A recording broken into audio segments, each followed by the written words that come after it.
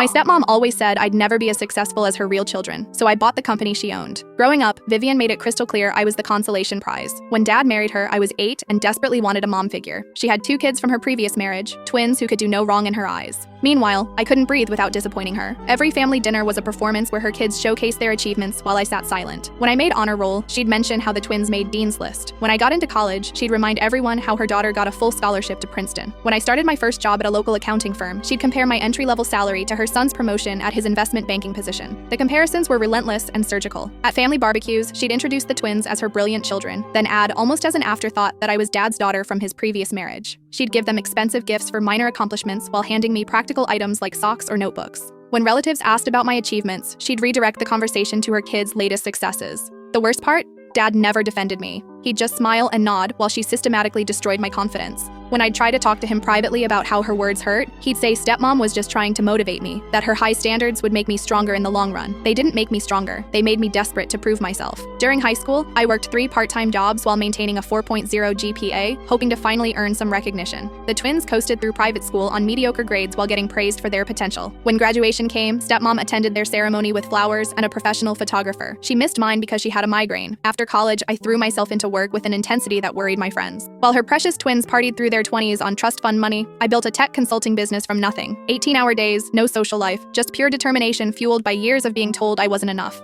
I started small, taking contracts other firms rejected as too difficult or unprofitable. While the twins bounced between entry-level positions at companies where their connections got them hired, I was pulling all-nighters to deliver impossible projects on time. Every client I gained, every problem I solved, every late payment I chased down was another small victory against stepmom's voice in my head. My stepmom owned a mid-sized marketing firm that she'd inherited from her first husband. She'd constantly brag about being a successful businesswoman at dinner parties, usually while mentioning how I'd never understand real leadership because I lacked natural business instincts. 5 years ago, her company started struggling badly. Bad investments in outdated technology, losing clients to more innovative competitors, outdated strategies that hadn't evolved with the digital landscape. She was too proud to ask for help and too stubborn to adapt to industry changes. Last month, her business went up for sale after months of financial difficulties. The asking price was steep, but I'd been preparing for this moment without even realizing it. My consulting firm had grown exponentially, acquiring smaller companies and expanding internationally. When my lawyer called to finalize the purchase, I felt something I'd never experienced before. Complete vindication, mixed with terrifying power. The paperwork was signed yesterday. Today, I'm walking into my new office building to fire my stepmom from her own company, and I still can't believe this moment is finally here. I couldn't fit what happens next in this short video. Watch the rest down below.